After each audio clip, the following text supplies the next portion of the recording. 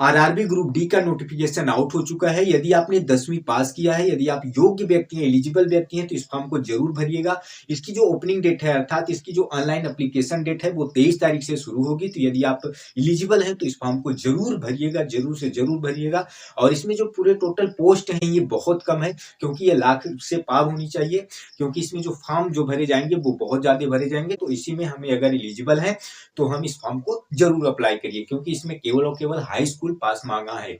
तो आइए इसके बारे में हम विशेष चर्चा कर लेते हैं। इसका जो नोटिस अर्थात नोटिफिकेशन आया था वो कब आया था? 28/12/2024 को ही आ गया था। और पब्लिकेशन कब हुआ? 22/1/2024 को हुआ। जो सबसे इंपॉर्टेंट है हमारा कि ऑनलाइन एप्लीकेशन अर्थात ऑनलाइन रजिस्ट्रेशन एप्लीकेशन ये 23 तारीख को होगा। अर्थात कब होगा? 23/1/2025 को होगा। अर्थात 23 तारीख से आपका ऑनलाइन ये शुरू हो जाएगा, 23 तारीख से। और इसका जो लास्ट डेट है, वो कब है? 22/2/2025 अर्थात 22/2/2025 को इसका लास्ट डेट है। और इसका जो फी पेमेंट का लास्ट डेट है वो 23/2/2025 से लेकर 24/2/2025 तक। और ये सबसे इंपॉर्टेंट ये बातें हैं कि मान लीजिए फॉर्म को आप अप्लाई करते समय या आप जहां फॉर्म अप्लाई करते हो कहीं भी अगर त्रुटियां हो गई अर्थात उसमें गलतियां हो गई तो उसको सुधार सकते हैं। सुधारने का अर्थात करेक्शन डेट कब दिया गया है? करेक्शन डेट दिया है 25/2/2025 से 25/2/2025 से 6/3/2025 तक। अर्थात ये अगर आपकी फॉर्म में कोई त्रुटियां हो गई, कोई गलतियां हो गई तो आप उसे करेक्शन कर सकते हैं 25/2/2025 से लेके 6/3/2025 तक। तो यहाँ पे अगर आप ध्यान से देखिए इसकी जो वैकेंसीज है अर्थात लेवल 1 की वैकेंसीज हैं। और इसका जो इनिशियल पे अर्थात बेसिक पे है अर्थात बेसिक सैलरी है वो कितनी है? 18,000 है। यहाँ पे सबसे इंपॉर्टेंट जो है वो एज का अगर आप देखें तो इसका एज जो देखा जाएगा वो 1/1/2025 से अर्थात 1/1/2025 से देखा जाएगा। और ये एज जो कितना होना चाहिए? 18 से लेके 36 वर्ष अर्थात 18 से लेके 36 वर्ष। हालांकि 18 से 33 वर्ष था, इसमें 3 वर्ष रिलैक्सेशन मिला है। किसका? कोविड-19 पैंडेमिक की वजह से 3 वर्ष ज्यादा किया गया अर्थात 18 से लेकर 36 वर्ष तक अगर आप हैं, अगर आप एलिजिबल हैं तो इस फॉर्म को जरूर अप्लाई करिएगा। यदि अब हम एज रिलैक्सेशन की बात कर लेते हैं तो जो ओबीसी नॉन क्रीमी लेयर अर्थात जो ओबीसी नॉन क्रीमी लेयर वाले हैं उनको 3 वर्ष का एज रिलैक्सेशन मिलेगा। और अगर जो एससी एसटी अर्थात शेड्यूल कास्ट और शेड्यूल ट्राइब के लोग हैं इनको 5 इयर्स का छूट मिलेगा।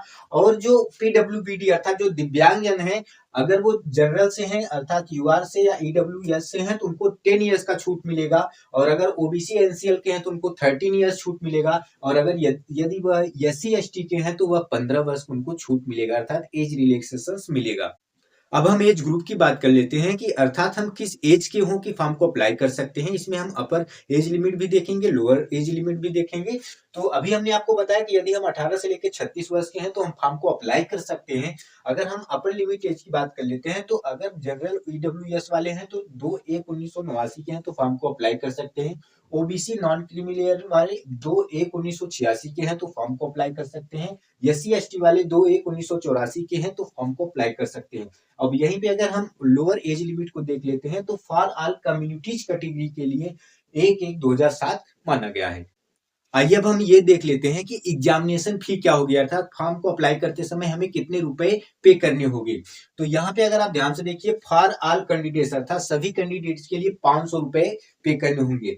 तो यहाँ पे लेकिन एक बात याद रखिएगा कि आपका क्या 400 रुपए रिफंडेड हो जाएगा, वापस आ जाएगा आपके बैंक में। Application on appearing in CBT, जब आप क्या आप सीबीटी में बैठोगे अर्थात एग्जामिनेशन में तो आपका क्या 400 रुपया 500 रुपए जो आप ऑनलाइन कर रहे हो उनमें से 400 रुपए आपके बैंक में क्या हो जाएंगे? रिफंड हो जाएंगे। और अगर फॉर पीडब्ल्यूडी अर्थात दिव्यांगजन या फीमेल या ट्रांसजेंडर या एससी एसटी या एक्स सर्विसमैन या माइनॉरिटी कम्युनिटीज या ईबीसी के लिए 250 रुपए। और ये 250 के 50 रुपए पूरे क्या हो जाएंगे? रिफंडेड हो जाएंगे जब आप सीबीटी एग्जाम में अपीयरिंग होगा अर्थात आप जब बैठोगे। अब आइए अब हम इसका एजुकेशन क्वालिफिकेशन देख लेते हैं। तो इसका जो एजुकेशन क्वालिफिकेशन है केवल और केवल 10वीं पास है। अगर अर्थात आप 10वीं पास किए हैं तो आप इस फॉर्म को अप्लाई कर सकते हैं। पहले क्या था? पहले ये कहा जा रहा था कि 10वीं के साथ आईटीआई भी लगेगा, तो आईटीआई ऐसी कोई बात नहीं कही है कि यहाँ पे अगर आप 10वीं पास किए हैं अर्थात ग्रुप डी का फॉर्म अप्लाई करना चाहते हैं, अगर आपने 10वीं पास किया है तो आप सभी पोस्ट के लिए अर्थात ग्रुप डी में सभी पोस्ट के लिए आप क्या कर सकते हैं? फॉर्म को अप्लाई कर सकते हैं। अर्थात आपका 10वीं पास होना बहुत ज़रूरी है। लेकिन आपका क्या देखा जाएगा 22/2/2025 के पहले का होना चाहिए, अर्थात जो आपका सर्टिफ़िकेट बना होना चाहिए, अर्थात आपने जो पास किया है वो क्या 22/2/2000 पहले का अगर आपने पास किया है तो आप क्या अर्थात इसके पहले का आपके पास सर्टिफ़िकेट होना चाहिए, तो आप फॉर्म को अप्लाई कर सकते हैं। तो अब आइए हम इसका रिक्रूटमेंट प्रोसेस देख लेते हैं, अर्थात हम कितने फेजेज़ से गुज़रेंगे। तो इसमें केवल और केवल एक अर्थात ऐसा सीबीटी 1 होगा। पहले कहा जा रहा था कि सीबीटी 1 भी होगा, सीबीटी 2 भी होगा, तो यहाँ पे सीबीटी 2 ऐसा कोई बात नहीं कहा गया है, केवल और केवल सीबीटी 1 होगा। अर्थात हमें एक फेज़ से कठिन परिश्रम करके एक फेज़ से अगर हम गुज़र गए, तो नौकरी हमारे हाथ में होगी। तो ये बहुत कठिन अर्थात ये जो फेज़ 1 होगा कंप्यूटर बेस्ड टेस्ट होगा, अर्थात जो हमारा पहला पेपर होगा यही बहुत इम्पोर्टेंट है। अगर आप यहाँ से क्वालीफाई हो गए, तो आपका केवल और केवल 1 से 2% यहाँ पे वैल्यू है, बाकी तो पूरा का पूरा 98% यहाँ पे अर्थात सीबीटी 1 में ही है। तो आप पहले कठिन परिश्रम करके अर्थात इस सीबीटी 1 को क्वालीफाई करिए। और दूसरा क्या है फिजिकल एफिशिएंसी टेस्ट, अर्थात पहला हम कंप्यूटर बेस्ड टेस्ट अर्थात एग्जामिनेशन से हम गुजरेंगे, दूसरा हमारा फिजिकल एफिशिएंसी टेस्ट, हमें फिजिकल करना होगा, और तीसरा हमारा डॉक्यूमेंट वेरिफिकेशन बहुत नॉर्मल होता है, और चौथा हमारा है मेडिकल एग्जामिनेशन, ये भी बहुत नॉर्मल है। अब आइए हम ये देख लेते हैं कि हमारा जो सीबीटी एग्जाम होगा अर्थात कंप्यूटर बेस्ड एग्जाम होगा, उनमें कितने सब्जेक्ट होंगे, अर्थात कौन-कौन से सब्जेक्ट पूछे जाएंगे। हालांकि अभी हमने आपको बताया केवल और केवल एक एग्जाम होंगे। तो यहाँ पे अगर आप ध्यान से देखो कि सबसे पहला आपका जो होगा वो जनरल साइंस होगा, वो भी high school level NCERT based होगा, अर्थात आपने high school level NCERT based पढ़ा है तो आप ये कर ले जाएंगे जनरल साइंस। और आपका मैथमेटिकल्स होगा, लेकिन आप याद रखिएगा इसमें एडवांस भी पूछा जाएगा, अर्थात अरिथमेटिकल के साथ साथ एडवांस भी पूछा जाएगा। ये भी हाई स्कूल लेवल का होगा, 25 क्वेश्चन 25 मार्क्स का। और आपका जनरल इंटेलिजेंस एंड रीजनिंग अर्थात रीजनिंग होगी 30 क्वेश्चन 30 मार्क्स का।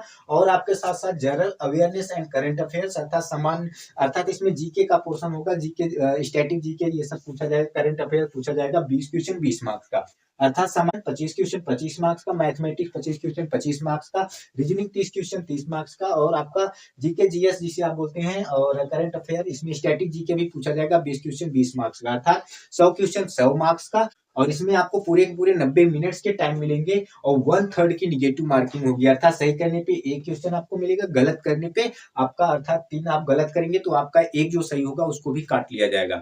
तो अर्थात आपका ये 4 सब्जेक्ट पूछा जाएगा, केवल और केवल एक एग्जाम होगा, जनरल साइंस, मैथमेटिक्स और रीजनिंग, और साथ साथ जीके जीएस जिसमें स्टैटिक जीके भी पूछा जाएगा। तो आपका यही एक फेज है, अर्थात यही एक ऐसा दौर है, अगर आप इस दौर से निकल जाएंगे तो आपकी ये ग्रुप डी की नौकरी आपके हाथ में।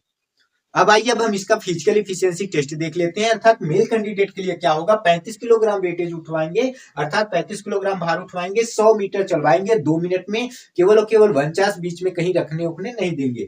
और इनका दौड़ जो होगा अर्थात रन करवाएंगे 1000 मीटर इनका रन करवाएंगे 4 मिनट 15 सेकंड में, अर्थात दो चीज करवाएंगे, 35 किलोग्राम वेटेज उठवाएंगे 100 मीटर 2 मिनट में, और दूसरा क्या 1000 मीटर रन करवाएंगे, कहीं भी रुकना नहीं है, तो 4 मिनट 15 सेकंड में इसको कंप्लीट करना है। और फीमेल कैंडिडेट के लिए इनका वेटेज कम है, अर्थात 20 किलोग्राम वेटेज है, 100 मीटर 2 मिनट में, अर्थात 100 मीटर इनको भी चलवाएंगे 2 मिनट में, 49 इनको भी मिलेगा, और रन भी इनसे करवाएंगे 1000 मीटर इनको 5 मिनट 40 सेकंड में, जहां लड़के के 4 मिनट 15 सेकंड में था, वहीं लड़कियों के लिए बढ़ा के कर दिया गया कितना 5 मिनट 40 सेकंड में। और एक बहुत बड़ी इंपॉर्टेंट ये है कि हम किस जोन में फॉर्म भरें ताकि हमारा सिलेक्शन हो जाए। तो देखिए क्या होता है कि जैसे इलाहाबाद हो गया, प्रयागराज वाला हो गया, और मुंबई हो गया, दिल्ली हो गया, ये सब का जो जोन होता है ना वो यहाँ पे कट ऑफ बहुत ज्यादा जाता है, तो यहाँ पे हमें क्या होगा सिलेक्शन लाने के लिए हमें कट ऑफ बहुत ज्यादा लाना पड़ेगा।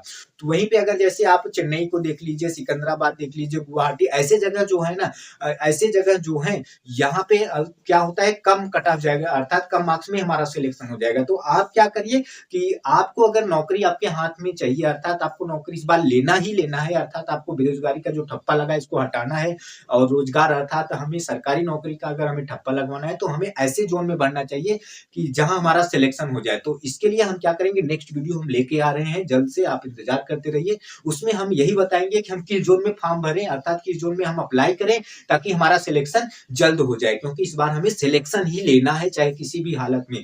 तो आप नेक्स्ट वीडियो का इंतजार करिए, और ये वीडियो आपको अच्छा लगा हो तो लाइक शेयर सब्सक्राइब जरूर करिए, और कमेंट करके बताइए कि ये वीडियो आपके लिए कितना हेल्पफुल रहा।